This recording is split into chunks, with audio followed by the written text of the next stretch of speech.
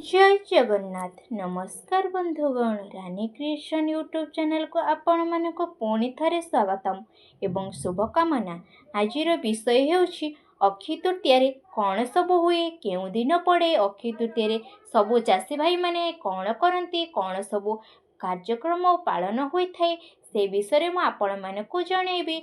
से विषय जानापी हेले आपण मानक भिडटी को लास्ट पर्यंत देखंतु। 2025 मसीहा एप्रिल 30 तारिख बुधवार दिन पवित्र अक्षय तृतीया तिथि बहुत खूब धूमधाम रे पालन होता है। बैशाख मास शुक्ल पक्ष तृतीया तिथि को अक्षय तृतीया तिथि कहुए। यही अक्षय तृतीया एक कृषि भित्तिक हेले मध्य एही अक्षय तृतीया दिन अनेक शुभ कार्य सब आरंभ होता है। यह एक शुभ दिन बोली मध्य कहुए। कृषक माने मध्य एही दिन अमृत बेलारे अक्षय मुठी अनुकूल करी समस्त कार्यर आरंभ करिथांती। समस्त कृषक माने एही दिन चंदन सिंदूर हलदी बोला धान बिहन को एक गौणी रे रखी शंख हुड़ुहुड़ी दे मुंडरे मुंडाई एही गौणी को धरी कृषि खेत को जाइथाएती। कृषि क्षेत्र ऐशान्य कोणरे लक्ष्मी ठाकुराणी को भोग लगाई सेठारे आंब डाल गुआ पैसा आदि रखा जाइथाए एवं कियारी रे हल बुलाई मुठा मुठा धान बुणा जाइथाए। याकू अक्षय मुठी बोली कुहा जाइथाए। एही अक्षय तृतीया एक अभुजा मुहूर्त होइताए। एही दिन कौनसी तिथि बार नक्षत्र ग्रह दोष धरा जाए नहीं। सेथिपाई एही दिन समस्त शुभ कार्य कर जाइथाए जेमितिकी गृह निर्माण विवाह व्रत उपनयन निबंध नामकरण यज्ञ आदि करे जाइथाए। एबे लोक माने एही अक्षय तृतीया तिथि रे सुना रूपा किणा को अधिक मूल्य देछंती। जे एही दिन घर को सुना अलंकार आनिले माँ लक्ष्मीकर आशीर्वाद मिलिथाए। एही अक्षय तृतीया तिथि रे करा जाइथिबा दान धर्म पुण्यर अक्षय फल मिलिथाए। एही अक्षय तृतीया तिथि रे महाप्रभु श्री जगन्नाथ बलभद्र माँ सुभद्रांकर रथयात्रा पाई उद्दिष्ट रथ निर्माण कार्य आरंभ होइथाए। महाप्रभु श्री जगन्नाथंकर चंदन यात्रार शुभारंभ एही दिन ठारू होइथाए। एही अक्षय तृतीया ठारू ज्येष्ठ शुक्ल चतुर्दशी अर्थात स्नान पूर्णिमार पूर्व दिन पर्यंत 42 दिन धरी एही चंदन यात्रा अनुष्ठित होइथाए। तुलसी क्षेत्र केन्द्रापड़ारे श्री बलदेव जीउक मंदिर रे कृषिर आराध्य देवता फलादियत श्री बलरामकर रेवती सहित विवाह उत्सव अनुष्ठित हुए। एही अक्षय तृतीया दिन ठारू बद्रीनाथ धामर द्वार खोल जाइथाए। सम्बलपुर शीतल षष्ठी यात्रार मध्य शुभारंभ एही दिन ठारू करे जाइथाए। एही अक्षय तृतीया तिथि रे सत्य युग और त्रेता युगर आरंभ होइथिला बोली कुहाଯାଏ। एही अक्षय तृतीया दिन गंगा माता धड़ा अवतरण करथिले। भगवान श्रीकृष्णकर परम मित्र सुदामाकर एही दिन मध्य मिलन होइथिला। भगवान विष्णु एही तिथि नरनारायणर क्षय कृप एवं परशुराम रूप से धरा अवतरण करथिले। वृंदावन स्थित बांके बिहारी मंदिर रे श्री विग्रहंकर चरण एही अक्षय तृतीया तिथि रे दर्शन करने को मिलता। महाभारत युद्धर समापन एही दिन होइथिला। द्वापर युगर अंत मध्य एही दिन होइथिला।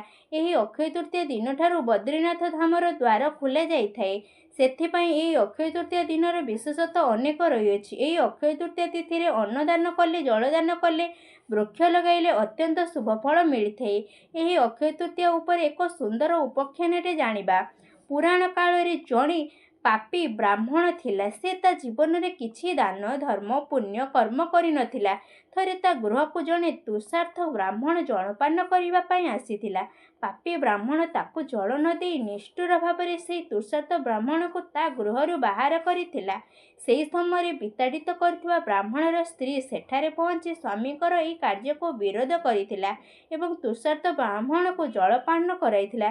किछि वर्ष परे सेही पापी ब्राह्मणर मृत्यु हेला ओ जमदूत माने ताकू आसी नहीं जाइथिले। जमपुर रे से लोकटी को सुस्थ लागिबारु से जल भिक्षा करिथिला एवं जमदूत माने तांको जलदान करिबा पई तिरस्कार करिथिले एवं ताकू से माने कहिले कि तू जीवन रे केबे भी काहाको जलदान करिनाउ। एही समय रे स्वयं जमराज आसी तांको सहस्ତରେ जल देइथिले। जमदूत माने एपरि आश्चर्य होई देखि जमराजंको पचारिबारु जमराज कहिथिले अक्षय तृतीया तार दिन तार स्त्री एक तुषार्थ ब्राह्मण को जलदान कराइथिला। स्त्रीर सेही पुण्य बलरु एहार पाप खंडन होइछि। कारण स्त्री जेतिकी पाप कले मध्य स्वामी जेतिकी पाप कले मध्य स्त्री करिथिबा पुण्य रे ସ୍ୱାମୀର ଦୋଷ ନିବାରଣ ହୋଇଥାଏ। ତେଣୁ ଏହାର କୌଣସି ନରକଭୋଗ ଯୁଗ ନାହିଁ। ପୂର୍ବକାଳରେ ମହର୍ଷି ଜନକ ନିଜେ ଭୂମି ପୂଜନ କରି ବୀଜୋପନ କରୁଥିଲେ। ଏହି ଭୂମିକର୍ଷଣ ସମୟରେ ସେ ସୀତାଙ୍କୁ ଲାଭ କରିଥିଲେ ବୋଲି ସୀତାଙ୍କୁ ଋଗ୍ବେଦରେ ଉତ୍କୃଷ୍ଟ ବୀଜଦାତ୍ରୀ ବୋଲି ବର୍ଣ୍ଣନା କରାଯାଇଛି। ବୈଦିକ ଋଷିମାନେ ଅକ୍ଷୟ ଶସ୍ୟ ପାଇବା ପାଇଁ ମାତା ସୀତାଙ୍କ ସ୍ତୁତି କରିଥିଲେ। ଅଗ୍ନାୟ ପୁରାଣ ବିଷ୍ଣୁ ଧର୍ମୋତ୍ତର ପୁରାଣ ଓ ଭବିଷ୍ୟ ପୁରାଣରେ ଏହି ଅକ୍ଷୟ ତୃତୀୟାକୁ ଏକ ଶୁଭ ଦିନ ବୋଲି ବର୍ଣ୍ଣନା କରାଯାଇଛି। ଅକ୍ଷୟ ତୃତୀୟା ତିଥିରେ ଭଗବାନ ଶ୍ରୀକୃଷ୍ଣ ଧର୍ମରାଜ ଯୁଧିଷ୍ଠିରଙ୍କୁ ଅକ୍ଷୟ ପାତ୍ର ପ୍ରଦାନ କରିଥିଲେ, ଯେଉଁ ପାତ୍ରରେ କେବେ ବି ଅନ୍ନ ସମାପ୍ତ ହେଉନଥିଲା। ଏହି ଅକ୍ଷୟ ତୃତୀୟା ତିଥିର ମହତ୍ତ୍ୱ ଅନେକ ରହିଅଛି।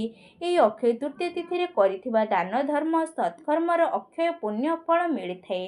ଏହି ଅକ୍ଷୟ ତୃତୀୟା ତିଥିରେ ଲକ୍ଷ୍ମୀ ନାରାୟଣଙ୍କୁ ପୂଜା ମଧ୍ୟ କରାଯାଇଥାଏ। ଯଦି ଆପଣମାନଙ୍କୁ ଆଜିର ଭିଡ଼ିଓଟି ଭଲ ଲାଗିଥିବ ତେବେ ଭିଡ଼ିଓଟିକୁ ଗୋଟେ ଲାଇକ୍, କମେଣ୍ଟ, ସେୟାର ଏବଂ ସବସ୍କ୍ରାଇବ୍ କରିବାକୁ ଜମାରୁ ଭୁଲିବେନି। ରହୁଛି, ଧନ୍ୟବାଦ।